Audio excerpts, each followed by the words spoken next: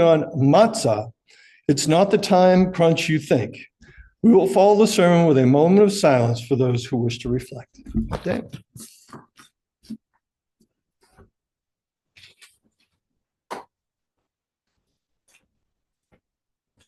Thank you very much. So today I just wanted to talk about matzah. So I assume that most people have heard of matzah at one time or another. On the holiday of Passover, it's the staple food. It's what you eat on Passover instead of bread for 8 days. There are some who eat matzah and then also eat other things. However, the strict way of celebrating Passover is nothing but matzah instead of bread for 8 days. Don't worry, you can also eat like fruit and vegetables and things, but no bread, just matzah. So, you know, with everything, there's the simple explanation, and then you have to dig a little bit deeper. And so the simple explanation for matzah is that when the Hebrews were freed from slavery in Egypt, they did not have enough time to bake bread. So the dough did not have enough time to rise, and they ended up with this flatbread called matzah, and that's what they ate when they left Egypt. Many years ago, so when I lived in Israel, so I would do outreach. You know, we would always partner up the students in the yeshiva, and we went out and we handed out matzah, boxes and boxes. And we had people in the street just recite the blessing over the matzah and take a bite or eat the whole thing. That's what usually happens, because believe it or not, for some, it's kind of addictive. Once you get the taste for it, it's like, I think I'll have another one, another one, another one, another one. Believe it or not. So we had a teenager who was a little bit cynical, and the teenager said, "Hey, have you ever heard the expression, you don't cry over spilt milk?" And we were like, "Yeah." So he was like, "Why should I have to eat matzah?" Like, okay, so something happened once upon a time. They didn't have time to bake bread, so they had matzah. Why do I have to be punished? You don't cry over spilt milk. So my partner, who was very quick-tongued, he said, "Ask questions later, just eat the matzah. Here you go." Which was probably the correct answer at the time. However, a question is a question. So let's dig a little deeper on that, because that's a legitimate question. Why, just because something happened once, would you do it again and again and again?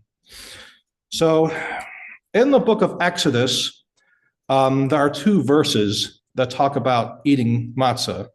Here's the first one. It's from Exodus chapter 12, verse 8.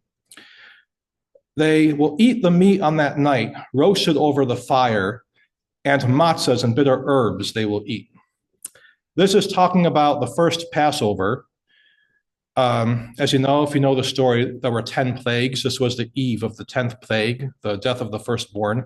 They celebrated the first Passover, and everybody was commanded to eat matzah and eat some lamb and bitter herbs, and then put the blood on the doorpost. That was a direct instruction to eat matzah with that meal. Later on in Exodus chapter 12, verse 39, after they were freed from Egypt, after the slaves were freed, it says, "They baked the dough that they took out of Egypt into matzah cakes, for it could not be leavened, for they were cast out of Egypt and could not today, nor had they made provisions for themselves." So there seems to be a little bit of contradiction if you take a close look at this. First it says, here's what you do. Here's what you do on Passover. You eat the matzah. That's the instruction. Then the second verse says, oh, well, they didn't have enough time to bake bread, so they had matzah. Okay, so which is it? Like, is it just a direct instruction to eat the matzah? Or is it, well, it just happens to be that we had matzah? Is it this or is it that? So to dig deeper into this, so the Talmud and the commentators on the Talmud discuss this at length. A commentator called Abarbanel, he asked the same question. What is it really about matzah? What's the real reason? And what's the explanation with these two verses? So he explains there's two reasons that we eat the matzah. One, affliction and slavery, like it's called in the Haggadah, the bread of affliction. This is the bread of affliction. Two, gratitude and freedom. The matzah represents humility and gratitude because we're grateful for freedom. So matzah, so it's double layered, has a double layered purpose. So the first one is it represents oppression, it represents slavery, and remembering it. And then it's also about, so it celebrates freedom. It reminds us about the freedom. So that's how it is with those two verses. The first time that they were commanded to eat the matzah, so it was when they were still slaves, it was remember the slavery, remember the oppression. And that's why you also eat bitter herbs together with it. Like, remember where you've been before what's about to happen. Then the slaves are freed from Egypt. And then there's a whole thing where they had to rush and they had matzah because there wasn't enough time for bread. And that's a remembrance of the freedom. Not only did they leave Egypt, they were cast out. Like the slave owners had finally had enough of them. Like, enough, get out of here, get out of here. Like it was that kind of freedom where it's like, all of a sudden, whoosh, you're out, you're free. And the haste of the freedom, that's the emphasis of what the matzahs represent.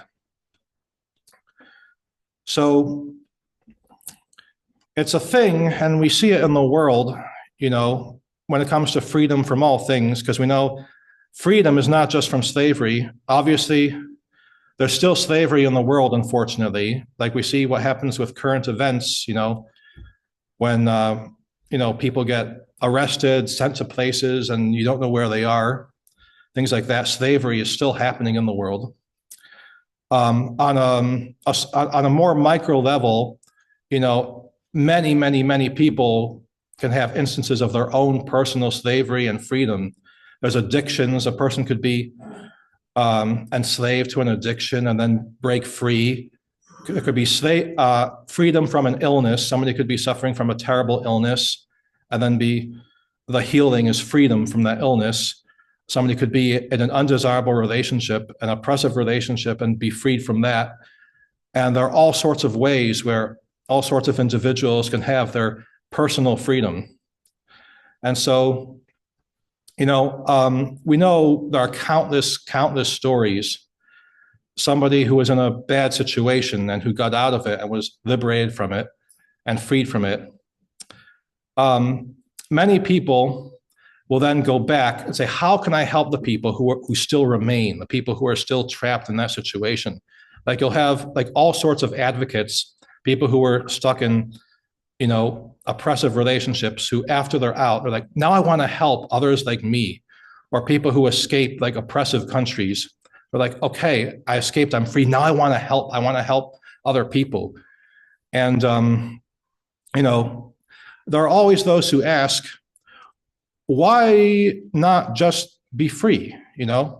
Like let's say you were in a bad situation and got out. Why not just put it behind you and move on with your life and just be free? And it's just one of those things which is actually very beautiful about human nature is that at the same time that we celebrate freedom, we also remember the past. We also remember the affliction, remember the slavery. And that gives motivation to want to help and want to help everyone to get out of it. And that's the really wonderful thing with the matzah, this dual purpose that the matzah serves. On the one hand, it's about freedom. On the other hand, it's about remembering what was before the freedom, remembering the previous situation, and remembering that everybody who's in a state of freedom always has a chance to help others attain freedom. So now, in the spirit of that, I just want to talk a little bit more about the matzah. First of all, the word matzah, you might be wondering, what does the word matzah mean? It's a Hebrew word. It's actually the same word as found. The word matzah means found in Hebrew. And that fits in because it's finding freedom and then finding the purpose after the freedom. And like we had before, the two different types of matzah, there was actually a third, the original matzah. The original matzah historically was actually soft.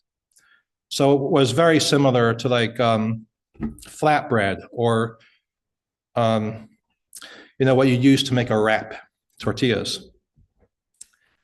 And later on in medieval Europe, it evolved and became the hardened matzah. So in the communities in Europe, they wanted to really separate it and really make it into something different from what everybody else has, and also be very strict about the leavening, make sure that there's no chance at all that anything got leavened.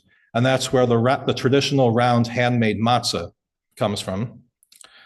There are still today, there are Middle Eastern Jews today, Sephardim, some who still have the soft matzah. But most of all today, traditionally, it's the hard matzah. Then came the factory matzah, which sped things up, because if we only had like the handmade matzah, it would be very hard to distribute. It would probably be even more expensive too. By the way, this handmade matzah happens to come from Ukraine. It was made in Ukraine and shipped here. So another reminder about freedom. And yeah. Looks like the factory-made matzah won out in the vote. So, but if you haven't tried any round matzah, maybe give it a go sometime. It might be your favorite kind. And that's it. And here's to freedom. Thank you.